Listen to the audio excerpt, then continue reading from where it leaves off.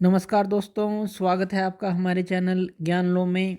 आज हम बात करेंगे सोलर एनर्जी के बारे में। सोलर एनर्जी को हम रीन्यूएबल एनर्जी सोर्स भी बोलते हैं, क्योंकि हम इसको जो है शॉर्ट टाइम पीरियड पे जो है दोबारा यूज़ कर सकते हैं। जैसे हमें पता है डेली जो है सन राइज होता है और सन सेट होता है, तो इसलिए इस एनर्जी का हम यूज़ डेली कर सकते हैं अगर हम इसका इफ़ेक्टिवली यूज़ करना चाहते हैं।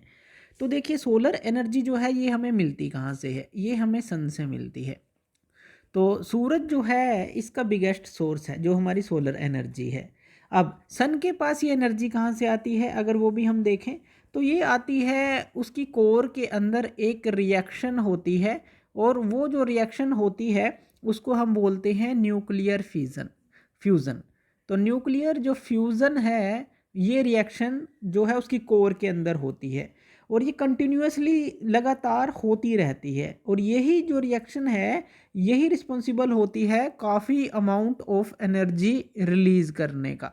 यानी कि इसी रिएक्शन से बहुत अमाउंट ऑफ एनर्जी मिलती है। अगर हम इसकी वैल्यू देखें, लगभग अंदाज़ा लगाएं, 10⁻26 जूल पर सेकंड, इतनी ज़्यादा जो एनर्जी है इसकी कोर में पर सेकंड 10⁻26 जूल पर सेकंड, हर एक सेकंड वो जनरेट होती रहती है, इतनी ज़्यादा एनर्जी।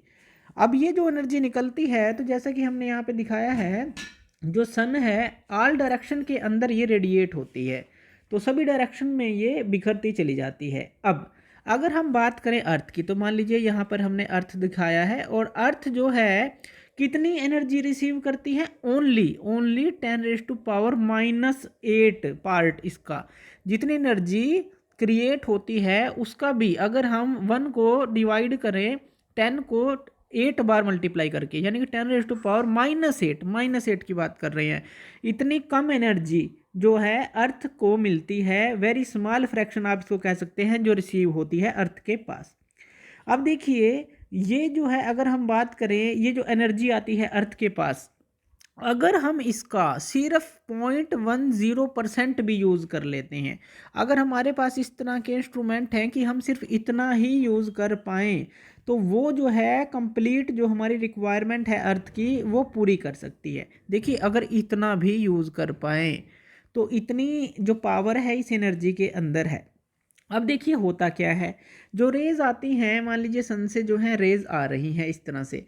अब यहाँ पे हमने अर्थ दिखाई है, और ये दिखाया है अर्थ का जो चारों तरफ एटमॉस्फेयर है ये फैला हुआ है, अर्थ का एटमॉस्फेयर चारों तरफ। अब ये जो है यहाँ पर जब सन की रेडिएशन आती हैं, ये क्या है? हमारी रेडिएशन है जो सन से अर्थ की तरफ आ रही हैं। अब ये जो रेडिएशन आती हैं, ये कौन कौन सी क्या क्या चीज़ें होती हैं इसके अंदर, क्या किस किस चीज़ की ये बनी होती है? ये हमारी बनी होती हैं, जो रेडिएशन है ये बनी होती है इंफ्रारेड रेज़ की। तो इंफ्रारेड जो रेज़ हैं वो इसके अंदर होती हैं। इसी तरह से जो विजिबल लाइट है, विजिबल लाइट हो गई, तो ये इस चीज़ की भी बनी होती है, इसी के अंदर होता है। इसी तरह से इसके अंदर अल्ट्रा वायलेट जो रेडिएशन होती हैं वो होती हैं, और उसके अलावा जो है गामा रेज होती हैं। तो इतनी सारी चीज़ों की ये बनी होती हैं। अब इसके अंदर देखिए, ये सारी जो रे हैं अर्थ के सरफेस तक नहीं पहुंचती। अब मान लीजिए ये जो सरफेस है अर्थ का, अब इसको जो है इन रेज को इस एटमॉस्फेयर से गुजर कर आना है, जो कि ये एटमॉस्फेयर की लेयर है ऊपर। तो यहाँ अपर मोस्ट पे ये सारी रे आई। अब कौन कौन सी कितने परसेंट अंदर जाती है? अब देखिए, जो 40% के करीब है, लगभग 40% के करीब तो रिफ्लेक्ट ही हो जाती हैं, रिफ्लेक्टेड बैक। तो ये रिफ्लेक्ट हो जाती हैं 40% के करीब। और उसके बाद जो कुछ एंटर करती हैं तो 13% के करीब जो है वो एब्जॉर्ब हो जाती हैं, अर्थ के एटमॉस्फेयर के अंदर ही एब्जॉर्ब हो जाती हैं। तो ये 40 और ये 13 कितना हो गया? 53।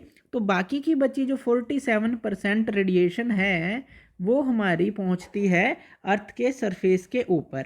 अब जो अर्थ के सरफेस पर ये पहुंचती है ये रेडिएशन, ये जो है हमारे बहुत काम आती है। ये किस किस काम आती है?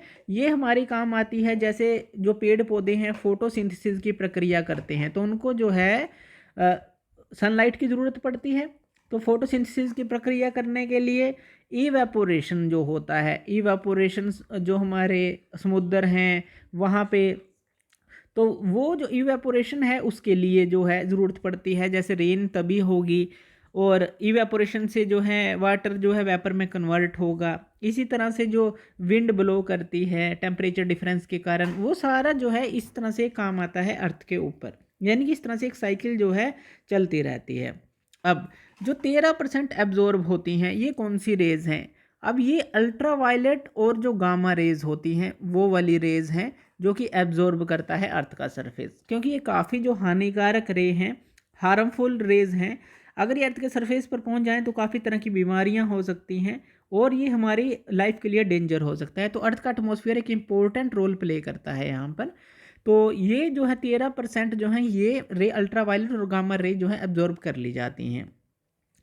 तो इस तरह से देखिए जो हमारा एटमॉस्फेयर है अर्थ का वो भी कितना इफ़ेक्टिव है हमें जो लाइफ प्रोवाइड करने के लिए। तो इस तरह से जो सोलर एनर्जी है और जो उसकी रेडिएशन है अर्थ के सरफेस पर पहुंचती हैं और वो इस तरह से इतने इतने % में वो रहती हैं और उसके बाद जो है उनका यूज़ किया जाता है। तो थैंक यू ये वीडियो देखने के लिए, और इसी तरह की वीडियोज़ के लिए आप हमारे चैनल ज्ञान लो पे हमें सब्सक्राइब कर सकते हैं। धन्यवाद।